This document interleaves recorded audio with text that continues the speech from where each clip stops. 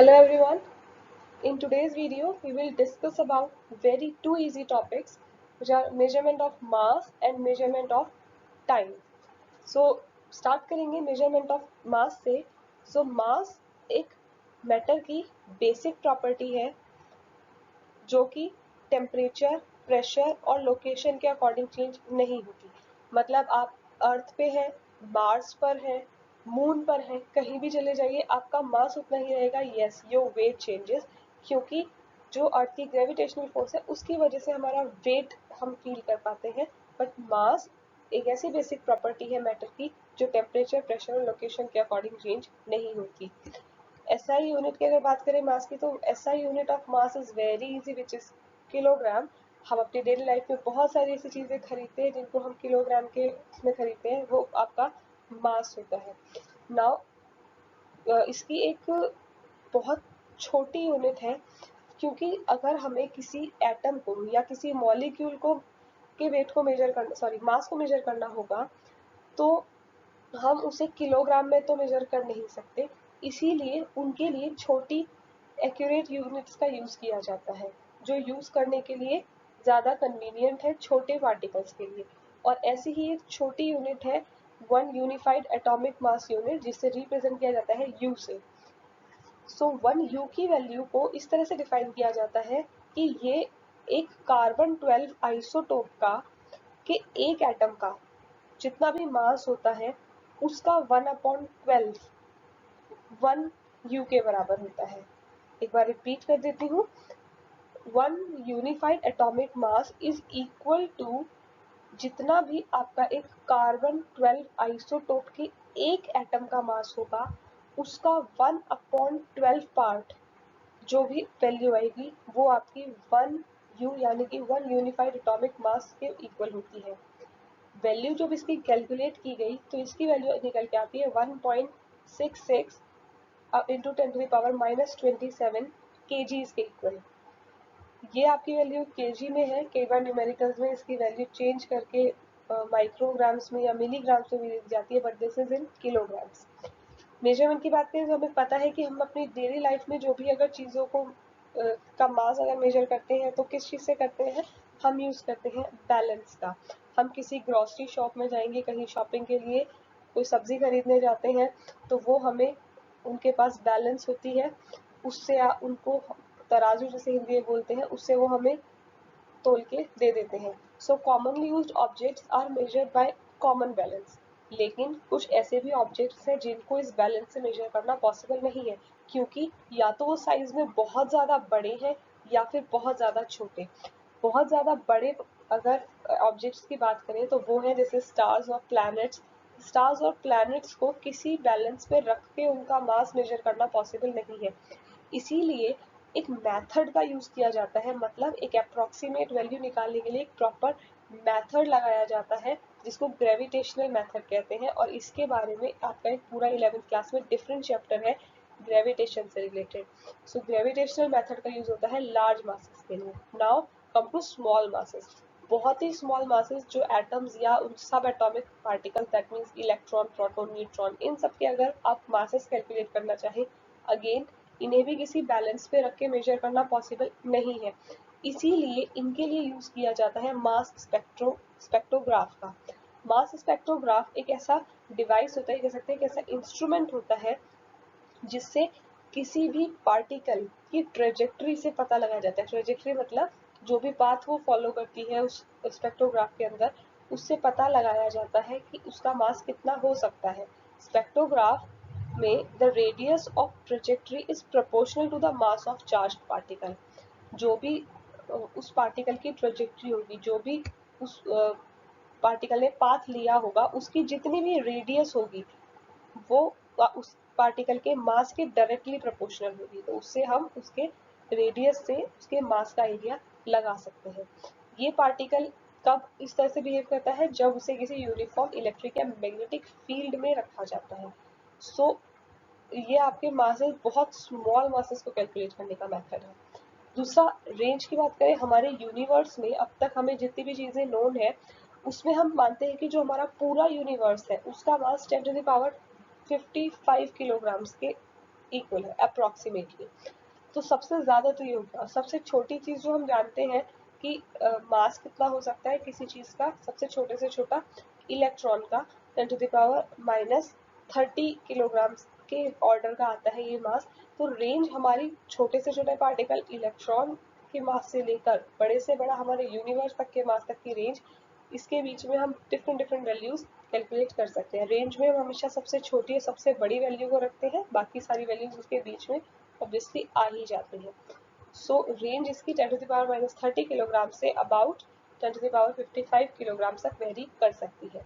मास का सिर्फ इतना सा ही टॉपिक है। Next measurement of time. Measurement of time के लिए किसी भी चीज को एक्चुअली मेजर करने के लिए हमें एक स्टैंडर्ड पता होना चाहिए। सो यहाँ पर टाइम पता करने के लिए भी हम एक एटॉमिक स्टैंडर्ड ऑफ टाइम का यूज करते हैं। और ये एटॉमिक स्टैंडर्ड ऑफ टाइम जो हम निकालते हैं वो सीजियम एटम की जितनी पीरियडिक वाइब्रेशंस होती हैं उसके बेस पर निकालते हैं, which is based on the periodic vibrations produced in caesium atom. Caesium एक एलिमेंट है, उसके एटम में जितनी वाइब्रेशन होती है उसके अकॉर्डिंग हम अपना एक सेकेंड डिफाइन करते हैं। This is the basis of caesium clock. Caesium clock को एटॉमिक क्लॉक भी कहा जाता है, तो अगर कहीं एटॉमिक क्लॉक लिखा हो तो don't get confuse. In caesium atomic clock the second is taken as the time needed for, ये पूरी एक बड़ी वैल्यू दी हुई है आपकी बिलियंस में, 9,192,631,770 vibrations of radiations corresponding to the transition between two hyperfine levels of ground state of cesium-133 atom. cesium-133 के atom में एक स्टेट से दूसरी स्टेट में जो आपका रेडिएशन का जैसे ट्रांजिशन होता है, तो हम कह सकते हैं कि एक दो स्टेट्स के बीच में जो वाइब्रेशंस होती है, जब ये इतनी ज्यादा वाइब्रेशंस होगी तब जाके एक सेकंड का टाइम माना जाता है। सो ये आपका सीजियम एटम का बेसिस है, सीजियम क्लॉक का बेसिस है, सॉरी।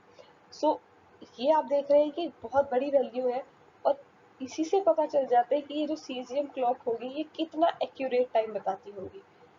जो हम अपनी डेली लाइफ में, अपनी कॉमन लाइफ में जो यूज करते हैं क्वार्ट्ज क्लॉक, जिसे हम अपनी रिस्ट वॉचेस, हमें ज्यादातर ये क्वार्ट्ज का ही लगा होता है हमारा, तो हम क्वार्ट्ज एटम यूज करते हैं जो या कि 32,768 वाइब्रेशंस एक सेकंड में पूरी होती है। क्वार्ट्ज क्लॉक काफी हद तक बिल्कुल ठीक है, लेकिन उतनी प्रिसाइज वैल्यू नहीं देती जितनी की सीजियम क्लॉक देती है। इसी एक्यूरेसी की वजह से जितनी भी लेबोरेटरी है जहाँ से हमें स्टैंडर्ड टाइम पता चलता है वहाँ पर सीजियम क्लॉक रखी जाती है। जनरली एक से ज्यादा सीजियम क्लॉक रखी जाती है किसी भी तरह की वी कैन से कंफ्यूजन से बचने के लिए, किसी भी छोटे से भी टाइम में मिस्टेक ना हो। हमारे यहाँ भी एनपीएल दिल्ली में ये रखी हुई है, एक तो वहाँ रखी हुई है, बाकी जगह जगह 4 ऐसी सीजियम क्लॉक्स है, तो उनसे सबसे मैच किया जाता है ताकि एक माइक्रो सेकेंड तक का भी डिफरेंस ना आए। Because of the accuracy caesium clocks are these are used to provide national standard of time. ये जो हमारा आईएसटी डिफाइन होता है, इंडियन स्टैंडर्ड टाइम, वो भी सीजियम क्लॉक के बेसिस पर ही होता है। तो ये बहुत ही एक्यूरेटली टाइम मेजर करती हैं। ये इतनी एक्यूरेट होती हैं कि इनमें गलती का चांस 10⁻13 में एक पार्ट के बराबर होता है। 10⁻13 देखने में बहुत छोटी है लेकिन वैसे वैल्यू बहुत बड़ी है। आप ये समझिए 10 की 13 टाइम्स मल्टीप्लाई, उसके कहीं एक पार्ट के बराबर इस सीजियम क्लॉक में मिस्टेक होने के चांसेस होते हैं। These clocks are so accurate that they impart the uncertainty at plus or minus 1 into 10 to the power minus 13, यानी कि 1 part in 10 to the power 13।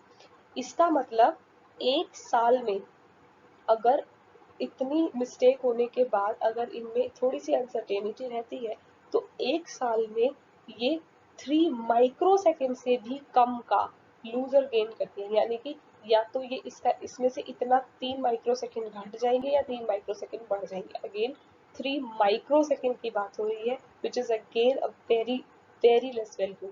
10⁻⁻6 में माइक्रोस की वैल्यू होती है। सो इतनी कम इसमें मिस्टेक होने के चांसेस है, इसीलिए इतनी ज़्यादा एक्यूरेट मानी जाती है। साथ ही इसी एक्यूरेसी की वजह से जब हमें पता चला कि हम टाइम को इतना एक्यूरेटली मेजर करने में सक्सेसफुल हो गए हैं, तो लेंथ जो डिफाइन की जाती है वो भी टाइम की एक्यूरेसी के बेस पर ही डिफाइन की जाती है। जो लेंथ की ऐसा यूनिट है विच इज मीटर्स, तो उसको हम जो डिफाइन करते हैं वो भी टाइम एक्यूरेसी के लिए करते हैं।